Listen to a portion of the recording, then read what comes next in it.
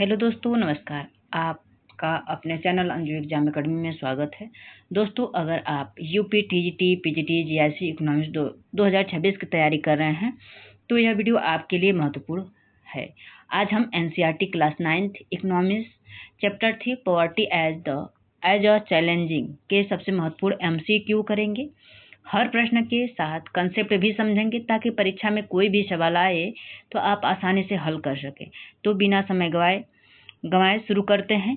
और दोस्तों, बता दूं कि आप लोग वीडियो के अंत तक बने रहिएगा, स्किप मत कीजिएगा, क्योंकि आपके लिए लाभदायक होगा। और हम लोग वीडियो के अंत में इस प्रश्न से जितने भी कंसेप्ट होंगे उनको ट्रिक के माध्यम से क्लियर करेंगे, और बीच बीच में भी इस जो महत्वपूर्ण कंसेप्ट होंगे उनको भी क्लियर करेंगे। और इसमें ऐसे भी प्रश्न इंक्लूड किए गए हैं जो परीक्षा में सीधे पूछे जाने की भी संभावनाएं हैं। दोस्तों, यदि आप चैनल पर नए हैं तो सब्सक्राइब करिएगा, और वीडियो पसंद आए तो लाइक करिएगा, अपने दोस्तों में शेयर जरूर करिएगा ताकि जिसकी ज़रूरत हो उसके पास ये वीडियो पहुंच सके। चलिए चलते हैं अपने मेन टॉपिक पर। आज का ये रहा पहला प्रश्न। निम्नलिखित में से कौन सा कथन गरीबी को सबसे अच्छी तरह परिभाषित करता है? ऑप्शन ए है केवल धन की कमी। ऑप्शन बी है केवल भोजन की आवश्यकता पूरा न कर पाना। ऑप्शन सी है ऐसी स्थिति जिसमें व्यक्ति भोजन, वस्त्र, आवास, शिक्षा एवं स्वास्थ्य जैसी न्यूनतम आवश्यकताओं को पूरा नहीं कर पाता। ऑप्शन डी है केवल ग्रामीण क्षेत्रों में रहना। कौन सा उत्तर सही होगा? निम्नलिखित में से कौन सा कथन गरीबी को सबसे अच्छी तरह परिभाषित करता है? तो क्या बताइए कि केवल धन की कमी से गरीबी होगा? तो जी नहीं। केवल भोजन की आवश्यकताओं को पूरा न कर पाना ही गरीबी है? तो जी नहीं। ऐसी स्थिति जिसमें व्यक्ति भोजन, आवास, वस्त्र, शिक्षा, स्वास्थ्य जैसे न्यूनतम आवश्यकता पूरा नहीं कर पाता है, ये सब भी गरीबी के अंतर्गत आएंगे। लेकिन जो सबसे अच्छी तरह परिभाषित कर रहा है, ऑप्शन नंबर सी सही होगा कि ऐसी स्थिति जिसमें व्यक्ति भोजन, वस्त्र, आवास, शिक्षा एवं स्वास्थ्य जैसे न्यूनतम आवश्यकताओं को पूरा नहीं कर पाता है। एनसीईआरटी के अनुसार गरीबी का अर्थ केवल आय की कमी नहीं, गरीबी वह स्थिति है जिसमें व्यक्ति अपनी मूलभूत आवश्यकता पूरा नहीं कर पाता है। वो मूलभूत आवश्यकताएं कौन है? भोजन, वस्त्र, आवास, शिक्षा, स्वास्थ्य। आज के समय में गरीबी को मल्टी डायमेंशनल पॉवर्टी यानी बहुआयामी गरीबी के रूप में भी देखा जाता है, जिसमें शिक्षा, स्वास्थ्य, जीवन स्तर जैसी अनेक आयाम शामिल होते हैं। भारत में बहुआयामी गरीबी के आकलन में शिक्षा, स्वास्थ्य और जीवन स्तर जैसे संकेतों का उपयोग किया जाता है। प्रश्न नंबर दूसरा रहा ये बताइए, निरपेक्ष गरीबी से क्या अभिप्राय है, यानी एब्सोल्यूट पॉवर्टी क्या होता है? ऑप्शन ए है अमीर एवं गरीब की आय की तुलना। ऑप्शन बी है जीवन निर्वाह हेतु आवश्यक न्यूनतम आवश्यकताओं को पूरा कर पाना। ऑप्शन सी है ग्रामीण एवं क्षेत्रीय शहरी आय का अंतर। ऑप्शन डी है विकसित एवं विकासशील देशों का अंतर। प्रश्न नंबर 2 है निरपेक्ष गरीबी से क्या अभिप्राय है? बताइए उत्तर कौन सा सही होगा? तो निरपेक्ष गरीबी का अर्थ होता है जीवन निर्वाह हेतु आवश्यक न्यूनतम आवश्यकताओं को पूरा न कर पाना। ऑप्शन बी होगा, यही है निरपेक्ष गरीबी। निरपेक्ष गरीबी का अर्थ होता है कि जो व्यक्ति के पास जीवन की न्यूनतम आवश्यकताओं को पूरा करने के लिए पर्याप्त संसाधन नहीं है, यह गरीबी रेखा के आधार पर मापी जाती है। प्रश्न नंबर 3 है रिलेटिव पॉवर्टी मीन्स यानी सापेक्ष गरीबी का अर्थ क्या है? ऑप्शन ए है केवल गांव में मापी जाने वाली गरीबी। ऑप्शन बी है एक वर्ग की आय दूसरे जीवन स्तर की तुलना वर्ग से करना, यानी एक वर्ग की आय तथा जीवन स्तर की तुलना दूसरे वर्ग से करना। ऑप्शन सी है खाद्यान्न की कमी। ऑप्शन डी है केवल रोजगार का अभाव। सापेक्ष गरीबी क्या होता है? निरपेक्ष गरीबी क्या होता था? ऊपर की लेती हूँ, यहाँ पे सापेक्ष मतलब एक वर्ग आय एवं जीवन स्तर की तुलना में दूसरे वर्ग से करना, यानी किसी गांव में बहुत हाई फाई लोग रहते हैं और उसमें एक और परिवार रहता है जो बिल्कुल गरीब नहीं है, लेकिन उन हाई फाई परिवार के तुलना में गरीब है, लेकिन इस तरह आवश्यक न्यूनता जो उसकी सामर्थ्य है, जो उसकी मूलभूत आवश्यकता है, वो पूरा कर ले रहा है, तो वहाँ सापेक्षिक गरीबी होगी। और निरपेक्ष गरीबी वो व्यक्ति जहाँ वो अपना मूलभूत आवश्यकताएं ही नहीं पूरा कर पाता, तो सापेक्ष निरपेक्ष होता है। लेकिन जो सापेक्ष होता है, दूसरों की तुलना में जो गरीब होते हैं, उसे ही सापेक्ष गरीबी कहा जाता है। ऑप्शन बी सही होगा। सापेक्ष गरीबी में किसी व्यक्ति या समूह की आर्थिक स्थिति की तुलना दूसरे व्यक्ति या समूह से की जाती है।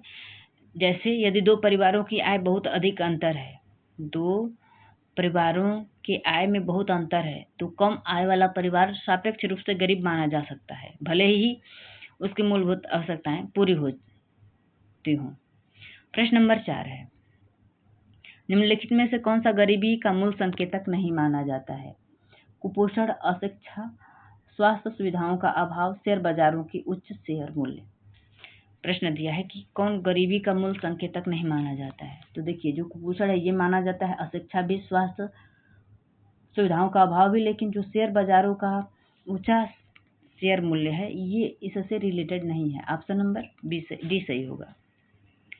गरीबी का संबंध व्यक्ति के जीवन स्थितियों से होता है। कुपोषण, अशिक्षा, स्वास्थ्य सुविधाओं का अभाव गरीबी के प्रमुख संकेतक हैं, जबकि शेयर बाजार के भाव गरीबी मापने का संकेतक नहीं है। और जो गरीबी के संकेतक हैं, कुपोषण, अशिक्षा, स्वास्थ्य खराब, बेरोजगारी, निम्न जीवन स्तर, ये रहा। प्रश्न नंबर 5, बहुआयामी मल्टी पावर्टी के संबंध में कौन सा कथन सर्वाधिक उपयुक्त है? यह केवल आय के आधार पर मापी जाती है गरीबी। यह आय के साथ साथ शिक्षा, स्वास्थ्य, जीवन स्तर को भी ध्यान में रखती है। ऑप्शन सी है, यह केवल बेरोजगारों को मापती है। ऑप्शन डी है, यह केवल विकसित देशों पर लागू होती है। बताइए, बहुआयामी गरीबी का संबंध मतलब किससे है? प्रश्न नंबर 5, तो जो बहुआयामी गरीबी के संबंध में कौन सा कथन सर्वाधिक उपयुक्त है? तो ऑप्शन बी, यह आय के साथ साथ शिक्षा, स्वास्थ्य और जीवन स्तर को भी ध्यान में रखा जाता है। बहुआयामी गरीबी यानी मल्टी डायमेंशनल पॉवर्टी का संबंध वह आय के साथ साथ शिक्षा, स्वास्थ्य, जीवन स्तर को भी ध्यान में रखती है। ऑप्शन नंबर बी सही होगा। आधुनिक समय में गरीबी का आकलन केवल आय से नहीं किया जा सकता है। यदि किसी परिवार की अच्छी शिक्षा नहीं है, मतलब अच्छी शिक्षा नहीं मिलती है, स्वास्थ्य सुविधाएं उपलब्ध नहीं हैं, स्वच्छ पेय, उचित आवास नहीं है, तो उसे बहुआयामी का सामना करना पड़ सकता है, चाहे उसकी आय कितना भी बेहतर क्यों न हो। कंसेप्ट, पॉवर्टी मूलभूत आवश्यकताओं को पूर्ति न कर पाना। अब्सोल्यूट पॉवर्टी यानी न्यूनतम जीवन निर्वाह का अभाव। रिलेटिव पॉवर्टी आय जीवन स्तर की तुलना। पॉवर्टी इंडिकेटर कुपोषण, शिक्षा, खराब स्वास्थ्य। और मल्टी डायमेंशनल पॉवर्टी शिक्षा, स्वास्थ्य और जीवन स्तर। ये इसका कंसेप्ट, जितने भी प्रश्न कवर किए हैं इनका इतने में सब वो हो गया है, इतने में सब समाहित हो गया है। मतलब पॉवर्टी क्या है? मूलभूत आवश्यकताओं को पूरा न कर पाना। अब्सोल्यूट क्या है? न्यूनतम जीवन निर्वाह का अभाव। रिलेटिव क्या है? आय जीवन स्तर की तुलना। पॉवर्टी इंडिकेटर क्या है? कुपोषण, शिक्षा, अशिक्षा, स्वास्थ्य खराब। मल्टी डायमेंशनल पॉवर्टी क्या है? शिक्षा, स्वास्थ्य और जीवन स्तर। हमको आशा है कि जहाँ तक पढ़ाई हूँ उतना आप लोगों को क्लियर हो गया होगा कंसेप्ट। अब प्रश्न नंबर 6 चलते हैं। गरीबी रेखा का मुख्य उद्देश्य क्या है? ऑप्शन ए है किसी देश की साक्षरता दर मापना। ऑप्शन बी है ऐसे लोगों की पहचान करना जो अपनी न्यूनतम उपभोग आवश्यकताओं को पूरा नहीं कर सकते। ऑप्शन सी है औद्योगिक उत्पादन मापना।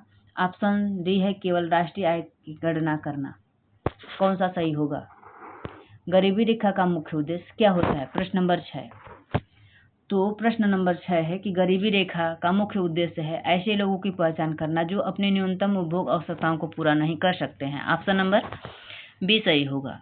ऐसे लोग की पहचान करना जो न्यूनतम उपभोग आवश्यकताओं को पूरा नहीं कर सकते, यानी गरीबी रेखा का वह न्यूनतम स्तर जिसके आधार पर यह निर्धारित किया जाता है कि कोई व्यक्ति या परिवार अपनी आवश्यक जरूरतें पूरा कर पा रहा है या नहीं। एनसीईआरटी के अनुसार गरीबी रेखा का उद्देश्य गरीबों की पहचान करना ताकि उसके जीवन के लिए उचित नीतियां और योजनाएं बनाई जा सकती हैं। प्रश्न नंबर 7 है, भारत में गरीबी का अनुमान लगाने का सबसे उपयुक्त आधार क्या है? उपभोग व्यय, व्यक्ति की ऊंचाई, केवल परिवार सदस्यों की संख्या, केवल कृषि भूमि का आकार। प्रश्न दिया है, भारत में गरीबी का अनुमान लगाने का सबसे उपयुक्त आधार क्या है? प्रश्न नंबर 7 का उत्तर कौन सा सही होगा बताइए। तो भारत में गरीबी अनुमान लगाने का सबसे उपयुक्त आधार उपभोग व्यय है, यानी ऑप्शन ए सही होगा।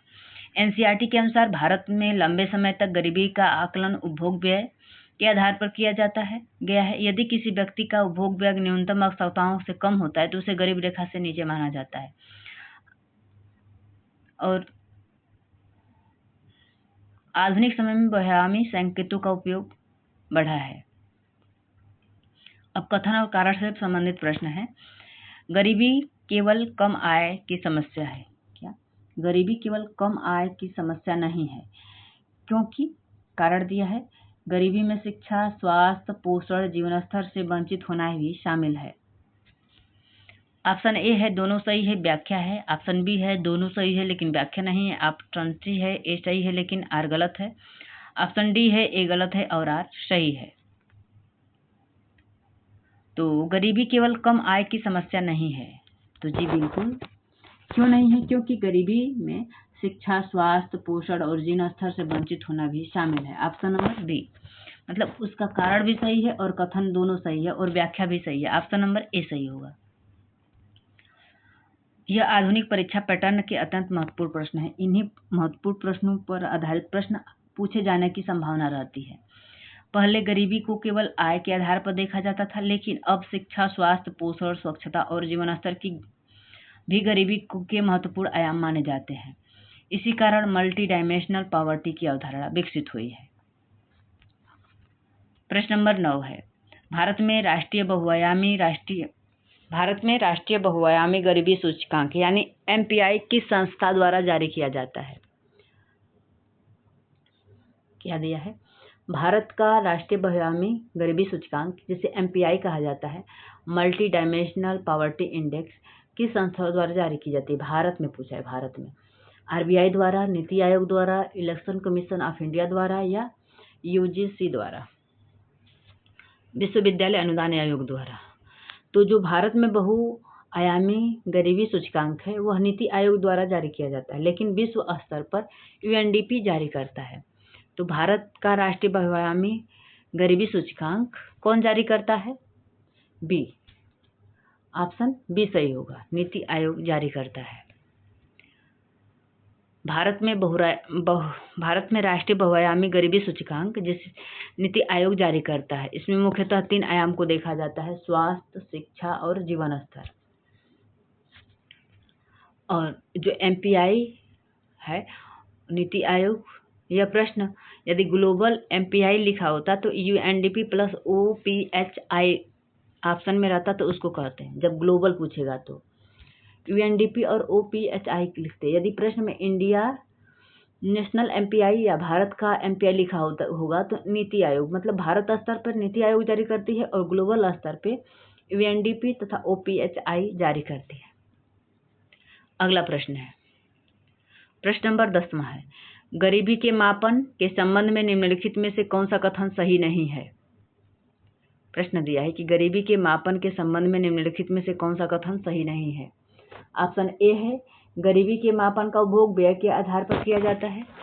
ऑप्शन बी है आधुनिक गरीबी मापन में स्वास्थ्य शिक्षा को भी शामिल किया जाता है। ऑप्शन सी है गरीबी का मापन कल्याणकारी योजनाओं के निर्माण में सहायक होता है। ऑप्शन डी है गरीबी केवल व्यक्ति के मासिक आय स्तर पर निर्भर करता है। कौन सा सही होगा बताइए। तो देखिए, गरीबी के मापन के संबंध में निम्नलिखित में से कौन सा कथन सही नहीं है? प्रश्न नंबर 10, तो जो ऑप्शन डी दिया है कि गरीबी केवल व्यक्ति की मासिक आय पर निर्भर करती है, तो यही मतलब गलत है। तो यहाँ पे सही नहीं है पूछा तो ये सही होगा। गरीबी का मापन उपभोग व्यय के आधार पर किया जाता है, तो जी बिल्कुल। आधुनिक गरीबी मापन में स्वास्थ्य शिक्षा को भी शामिल किया जाता है, जो बिल्कुल। गरीबी का मापन कल्याणकारी योजनाओं में सहायक होता है, तो जी बिल्कुल। ये तीनों स्टेटमेंट करेक्ट हैं, लेकिन इस प्रश्न में सही नहीं है, तो ऑप्शन डी सही होगा।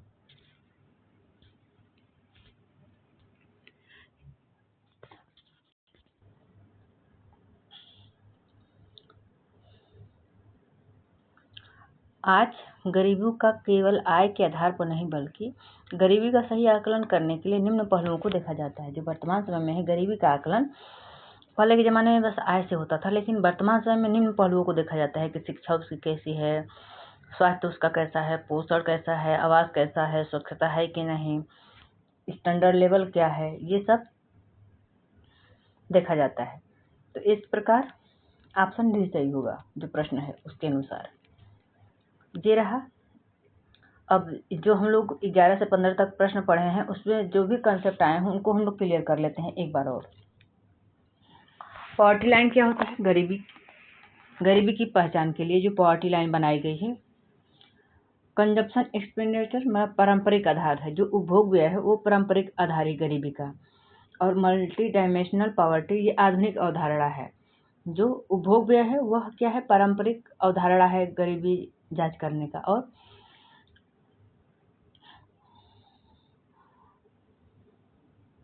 नेशनल एमपीआई नीति आयोग द्वारा किया जाता है, वही इंटरनेशनल एमपीआई यूएनडीपी द्वारा किया जाता है। पॉवर्टी जरूरी नहीं कि बस इनकम के बराबर होता है, ठीक।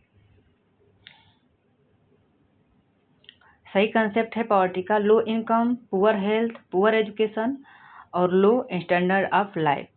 Poverty line identify of poor यानी गरीबी रेखा गरीबी का मतलब निर्धारण करती है।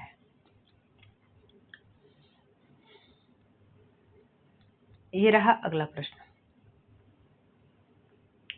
प्रश्न नंबर 11 है, निम्नलिखित में से भारत में गरीबी का सबसे मूलभूत कारण कौन सा माना जाता है? गरीबी का मूलभूत कारण क्या है? उच्च साक्षरता दर, बेरोजगारी का एवं अल्पाधिकार। ऑप्शन सी है सभी क्षेत्रों में उच्च कृषि उत्पादकता। ऑप्शन डी है संपत्ति का समान वितरण। कौन सा उत्तर सही होगा बताइए।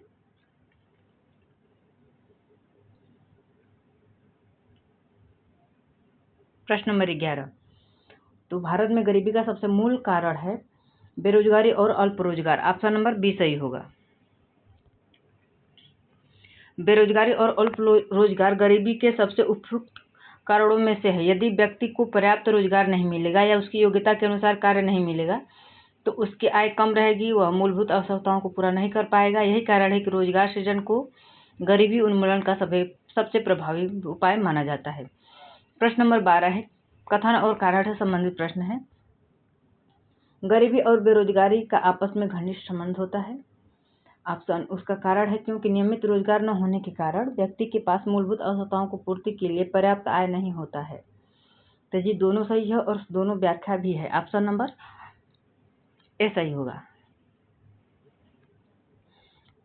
गरीबी और बेरोजगारी एक दूसरे से जुड़े हुए हैं क्योंकि बेरोजगारी से आय में कमी आएगी, आय में कमी से गरीबी आएगी और गरीबी से शिक्षा और कौशल में कमी आएगी, शिक्षा में कमी से फिर बेरोजगारी मिलेगी। तो इसे ही गरीबी का दुष्चक्र कहा जाता है। ये बताइए गरीबी का दुष्चक्र किस अर्थशास्त्री ने दिए थे? प्रश्न नंबर 13 है, एनसीईआरटी के अनुसार भारत में गरीबी का प्रमुख ऐतिहासिक कारण कौन सा था? औपनिवेशिक शासन। ऑप्शन बी है सूचना प्रौद्योगिकी क्रांति, सभी क्षेत्रों में हरित क्रांति। और ऑप्शन डी है उच्च औद्योगिक रोजगार।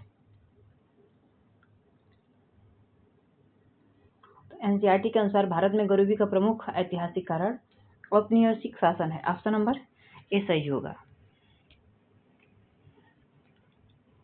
पारंपरिक उद्योगों का पतन हुआ, जो ब्रिटिश औपनिवेशिक शासन था उसी के दौरान पारंपरिक उद्योगों का पतन हुआ, किसानों का शोषण हुआ, निवेश और औद्योगिकरण की गति धीमी होती रही। इन्हीं कारणों से भारत में गरीबी गहराती गई। प्रश्न नंबर 14 है, निम्नलिखित में से कौन सा गरीबी का प्रमुख कारण नहीं है? अशिक्षा, संपत्ति का असमान वितरण, जनसंख्या वृद्धि, उच्च कौशल विकास एवं उत्पादक रोजगार। कौन सा सही होगा? कौन सा गरीबी का प्रमुख कारण नहीं है? तो ये डी, उच्च रोजगार एवं उच्च कौशल विकास एवं उत्पादक रोजगार, ऑप्शन डी सही होगा। गरीबी का प्रमुख कारण नहीं है। शिक्षा, अशिक्षा, संपत्ति का असमान वितरण, जनसंख्या, ये सब गरीबी का असमान वितरण है। उच्च कौशल विकास और उत्पादक रोजगार गरीबी बढ़ाने में के बजाय उसे कम करती है। जैसे अशिक्षित, बेरोजगारी, जनसंख्या वृद्धि, संपत्ति का असमान वितरण गरीबी के प्रमुख कारण है। प्रश्न नंबर 15 है,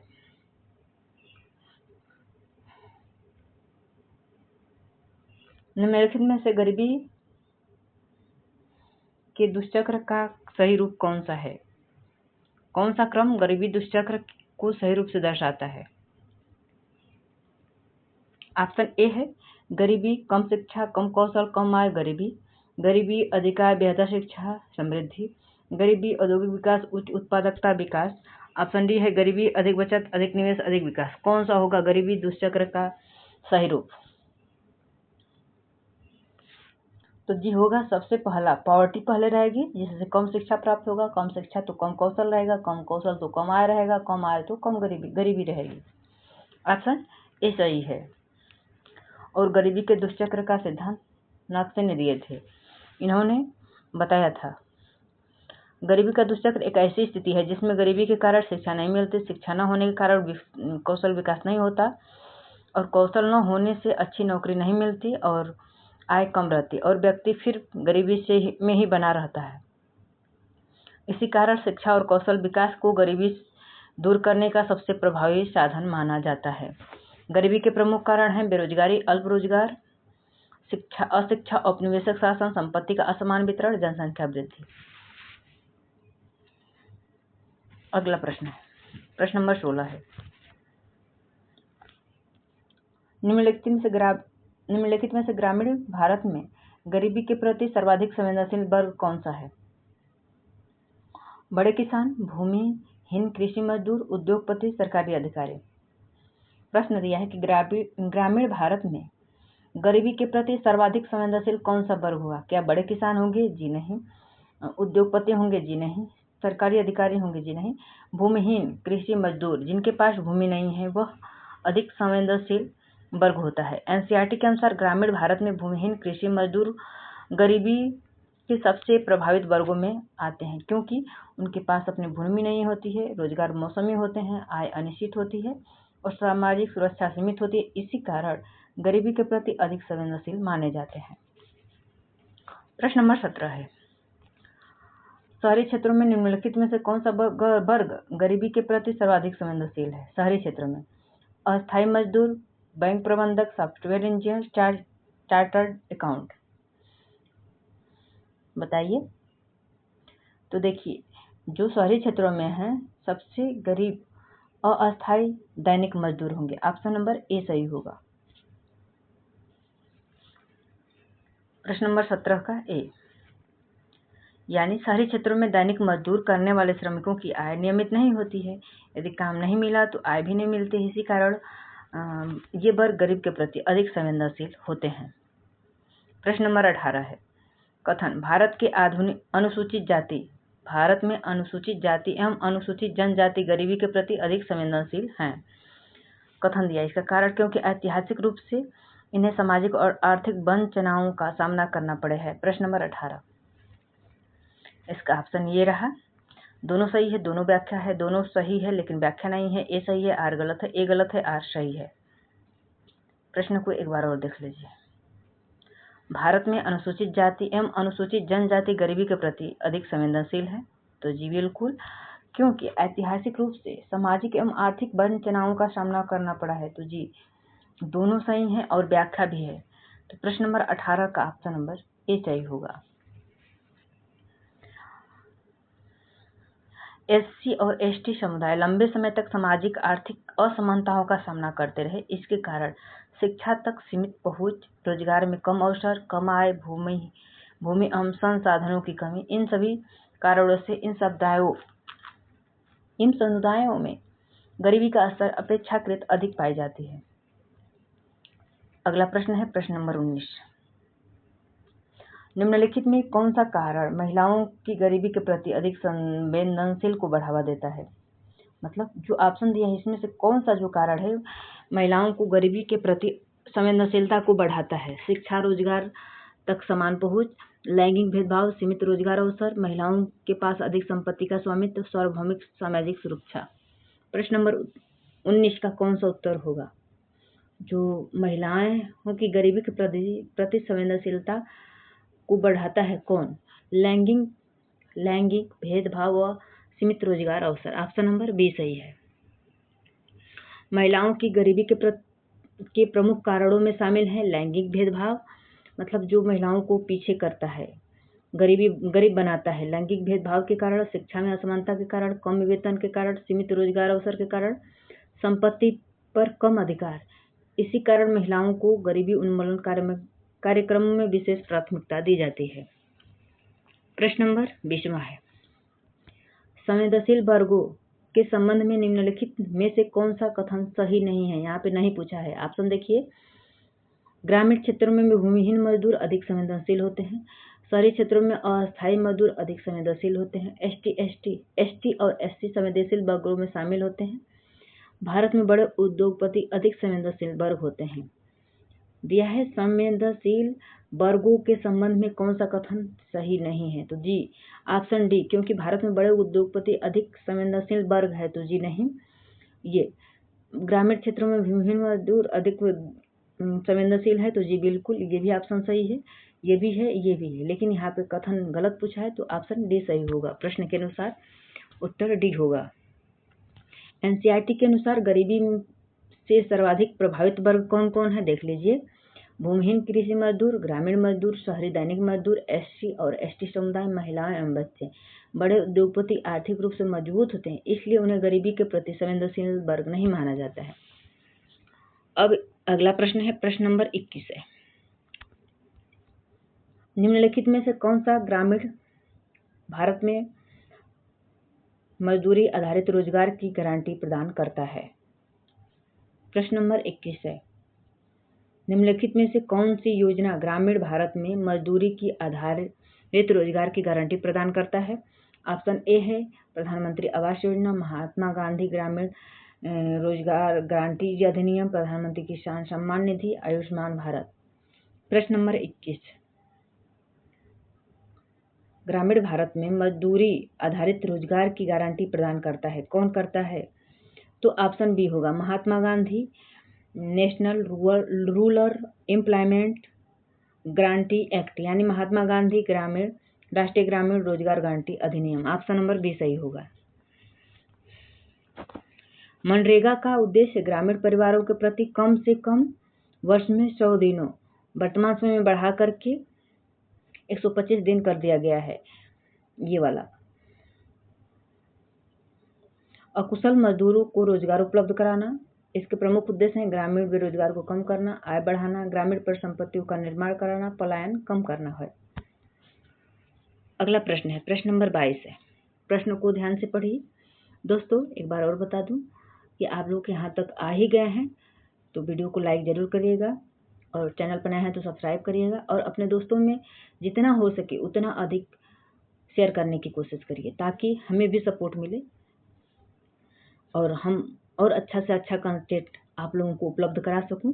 और दोस्तों ये बताऊं कि क्लास जब ख़त्म हो जाएगी तो ज़रूर कमेंट करके बताइएगा कि क्लास कैसा रहा और ये भी बताइएगा कि क्या ये यूजफुल है या नहीं है और इसका स्टैंडर्ड ऊपर करूं या सही है या नीचे करूं। आप लोग कमेंट करते हैं तो हमें मोटिवेशन मिलता है और आप लोगों के कहने पर ही मैं ये एनसीईआरटी सीरीज चला रही हूँ। तो आप लोग भरपूर हमें प्यार दीजिए ताकि मैं भी आप लोगों को प्यार दूँ अच्छे अच्छे कंटेंट ला करके। प्रश्न नंबर 22 है, गरीब परिवारों को रियायती दरों पर खाद्यान्न उपलब्ध कराने का प्रमुख उद्देश्य किस योजना का है?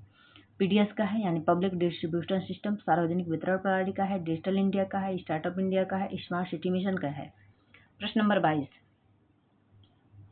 गरीब परिवारों को रियायती दरों पर खाद्यान्न उपलब्ध कराने का मुख्य उद्देश्य किस योजना का है? तो वो मुख्य उद्देश्य पीडीएस यानी सार्वजनिक वितरण प्रणाली का है। पीडीएस का फुल फॉर्म होता है पब्लिक डिस्ट्रीब्यूशन सिस्टम। आइए देखते हैं और इसके माध्यम से और कुछ कंसेप्ट को। पीडीएस के माध्यम से पात्र परिवारों को उचित मूल्य की दुकानों द्वारा गेहूं, चावल आदि रियायती दरों पर उपलब्ध कराए जाते हैं। इसका उद्देश्य होता है खाद्य सुरक्षा सुनिश्चित करना, गरीब परिवारों का खाद्य व्यय कम करना, कुपोषण कम करना। प्रश्न नंबर 23 है, केवल गरीबी उन्मूलन योजनाएं ही गरीबी को पूरी तरह समाप्त नहीं कर सकती। प्रश्न दिया है कथन, केवल गरीबी उन्मूलन योजनाएं ही गरीबी को पूरी तरह समाप्त नहीं कर सकती। इसका कारण है क्योंकि गरीबी को अस्थायी कमी के लिए शिक्षा, विकास, कौशल, रोजगार सृजन एवं आर्थिक विकास की आवश्यकता होती है। ऑप्शन देखते हैं, दोनों सही है, दोनों व्याख्या है, दोनों सही है, व्याख्या नहीं है, ए सही है, आर गलत है, ए गलत है, आर सही है। प्रश्न को एक बार और ध्यान से पढ़िए तो उत्तर देने की कोशिश करिए। क्या केवल गरीबी उन्मूलन योजनाओं की गरीबी को पूरी तरह समाप्त नहीं कर सकती है? तो जी बिल्कुल नहीं कर सकती है, क्योंकि गरीबी को अस्थायी रूप से गरीबी में अस्थायी कमी के लिए शिक्षा, कौशल विकास, रोजगार सृजन एवं आर्थिक विकास की आवश्यकता है। ऑप्शन नंबर ए सही होगा। सरकारी योजनाएं गरीबी कम करने के लिए महत्वपूर्ण भूमिका निभाती हैं, लेकिन अस्थायी समाधान के लिए केवल सहायता प्राप्त नहीं है। दीर्घकालीन समाधान के लिए आवश्यक है गुणवत्तापूर्ण शिक्षा, कौशल विकास, रोजगार अवसर, आर्थिक विकास, सामाजिक समानता। प्रश्न नंबर 24,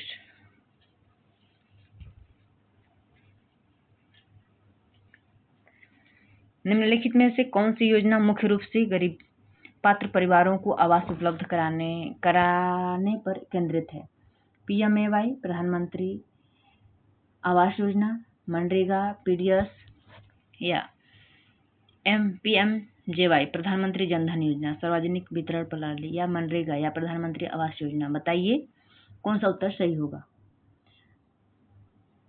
मुख्य रूप से पात्र गरीब परिवारों को आवास उपलब्ध कराने पर कौन सी योजना केंद्रित है? तो वो है PMAY, प्रधानमंत्री आवास योजना, प्रधानमंत्री आवास योजना। ऑप्शन ए सही होगा। प्रधानमंत्री आवास योजना का उद्देश्य पात्र परिवारों को पक्का घर उपलब्ध कराना। यह योजना ग्रामीण और शहरी दोनों क्षेत्रों में संचालित होती है। मनरेगा रोजगार के लिए है, PDS खाद्यान्न के लिए है, PMAY आवास के लिए। प्रश्न नंबर 25, प्रश्नों को ध्यान से पढ़िए तब उत्तर देने की कोशिश करिए। निम्नलिखित में से गरीबी कम करने के लिए सबसे प्रभावी दीर्घकालीन रणनीति कौन सी है? ऑप्शन ए है केवल सब्सिडी देना, ऑप्शन बी है शिक्षा, स्वास्थ्य, कौशल विकास एवं उत्पादक रोजगार का विस्तार करना, ऑप्शन सी है केवल आयात बढ़ाना, ऑप्शन डी है अधिक मुद्रा छापना। कौन सा उत्तर सही होगा? प्रश्न नंबर 25, गरीबी कम करने के लिए सबसे प्रभावी दीर्घकालीन रणनीति कौन सी है? तो शिक्षा, स्वास्थ्य, कौशल विकास एवं उत्पादक रोजगार का विस्तार करना। ऑप्शन नंबर बी सही होगा। गरीबी का अस्थायी समाधान केवल आर्थिक सहायता नहीं, यदि लोगों को अच्छी शिक्षा मिले, बेहतर स्वास्थ्य मिले, कौशल शिक्षण मिले, रोजगार के अवसर उपलब्ध हो तो वे स्वयं गरीबी से बाहर निकल सकते हैं। यही मानव पूंजी विकास का आधार भी है। और प्रमुख योजनाएं मनरेगा में वर्तमान में 125 दिनों का ग्रामीण रोजगार, PDS में रियायती खाद्यान्न, PM में पक्का आवास, NFSA में खाद्य सुरक्षा और NRLM में ग्रामीण आजीविका व स्वरोजगार है। अगला प्रश्न है प्रश्न नंबर 26 है। प्रश्न को ध्यान से पढ़िए, कॉन्सेप्चुअल है। यदि प्रश्न आप लोगों का कॉन्सेप्ट क्लियर होगा तो प्रश्न पढ़ेंगे तो अपने आप उत्तर निकल आएगा। देखिए क्या दिया है कि रमेश एक शहर में दैनिक मजदूरी करता है। उसे महीने में केवल कुछ दिनों ही काम मिलता है। यदि उसकी आय अनिश्चित है और वह अपने बच्चों को पौष्टिक भोजन एवं शिक्षा उपलब्ध कराने में महसूस करता है कठिनाई, तो उपरोक्त स्थिति के आधार पर कौन सा निष्कर्ष निकाला जा सकता है? ऑप्शन ए है रमेश शहरी गरीबी के संवेदनशील वर्गों से संबंधित है, ऑप्शन रमेश आर्थिक रूप से सुरक्षित है, और ऑप्शन सी है रमेश एक बड़ा उद्यमी है, गरीब केवल ग्रामीण क्षेत्रों में ही रहते हैं। कौन सा निष्कर्ष निकल रहा है? एक बार और प्रश्नों को देख लीजिए। रमेश एक शहर में दैनिक मजदूरी करता है। उसे महीने के कुछ दिनों ही काम मिलता है। उसकी आय अनिश्चित है। वह अपने बच्चों को पौष्टिक भोजन के लिए शिक्षा उपलब्ध कराने में कठिनाई महसूस करता है। तो कौन सा उत्तर सही होगा? तो उत्तर ऑप्शन ए सही होगा। रमेश शहरी गरीब के संवेदनशील वर्ग से संबंधित है। ऑप्शन नंबर ए सही होगा। यह प्रश्न केस स्टडीज पैटर्न पर आधारित है। दैनिक मजदूरी, अनिश्चित आय, शिक्षा पोषण की कमी यह दर्शाता है कि रमेश अर्बन कैजुअल लेबर वर्ग से संबंधित है, जिसे एनसीईआरटी ने गरीबी के प्रति संवेदनशील वर्ग माना है। प्रश्न नंबर 27 है, कथन है केवल आर्थिक विकास में गरीबी पूरी तरह समाप्त नहीं किया जा सकता। क्या दिया है ऑप्शन? और प्रश्न केवल आर्थिक विकास से गरीबी को पूरी तरह समाप्त नहीं किया जा सकता। इसका कारण दिया है क्योंकि समावेशी विकास, शिक्षा, स्वास्थ्य, रोजगार और सामाजिक सुरक्षा भी आवश्यक है। ऑप्शन ए है दोनों सही है, व्याख्या है दोनों गलत, दोनों सही है बल्कि व्याख्या नहीं है। ए सही है, आर गलत है। ऑप्शन डी है ए गलत है, आर सही है। प्रश्न नंबर 27 का उत्तर कौन सा सही होगा? तो देखिए, केवल आर्थिक विकास ही गरीबी को पूरी तरह समाप्त नहीं कर सकता, तो जी बिल्कुल नहीं कर सकता। और इसका कारण है क्योंकि समावेशी विकास, शिक्षा, स्वास्थ्य, रोजगार एवं सामाजिक सुरक्षा भी आवश्यक है। इस प्रकार दोनों सही है और दोनों व्याख्या भी है। यदि आर्थिक विकास का लाभ समाज के सभी वर्गों तक नहीं पहुंचता तो गरीबी बनी रह जा सकती है। इसलिए इंक्लूसिव ग्रोथ यानी समावेशी विकास की आवश्यकता होती है, जिसमें शिक्षा, स्वास्थ्य, रोजगार, सामाजिक सुरक्षा सभी पर समान रूप से ध्यान दिया जाता है। प्रश्न नंबर 28 है। प्रश्न नंबर 28 से लिस्ट 1 से लिस्ट 2 को मिलान करना है। MNREGA, PDS, PMJY, poverty line, rural employment, food security, housing, identification, poor. MNREGA क्या है?